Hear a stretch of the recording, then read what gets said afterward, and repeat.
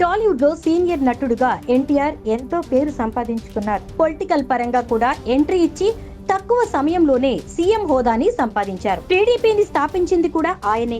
ఈ రోజున 101వ జయంతి సందర్భంగా ఆయన మనవళ్లు జూనియర్ ఎన్టీఆర్, కళ్యాణ్ రామ్ ఇద్దరు కూడా హైదరాబాద్ లోని ఎన్టీఆర్ ఘాట్ వద్ద నివాళులర్పించారు. ఎన్టీఆర్ అభిమానులు, నందమూరి అభిమానులు సైతం అక్కడికి పెద్ద ఎత్తున వచ్చారు. బాలకృష్ణ వచ్చి తన తండ్రికి ఎన్టీఆర్ ఘాట్ వద్ద నివాళులర్పించారు. ఎన్టీఆర్ కుటుంబం నుంచి అందరూ వస్తున్నారు. అలాగే అభిమానులు కూడా ఆయనకు నివాళి అర్పిస్తున్నారు. అయితే చంద్రబాబు మాత్రం ఎక్కడా కనిపించలేదు.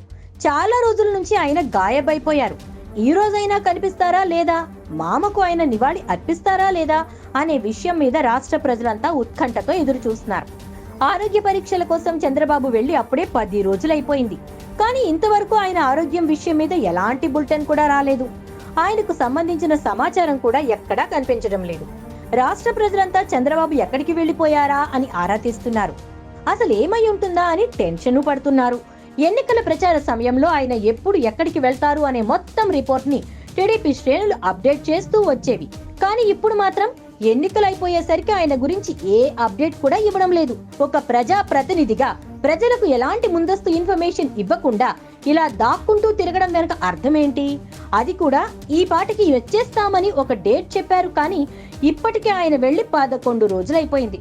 సరే, తనకు పొలిటికల్ లైఫ్ ఇచ్చిన మామయ్య జయంతిని కూడా వదిలేసి వెళ్లడం ఎంతవరకు కరెక్ట్ అంటూ ఎన్టీఆర్ అభిమానులు ప్రశ్నిస్తున్నారు. 19వ తేదీన ఆయన విదేశీ పర్యటనకు వెళ్లిన బాబు తిరిగి 24, 25 తేదీల్లో వస్తారని చెప్పారు. కానీ ఇంతవరకు రాలేదు.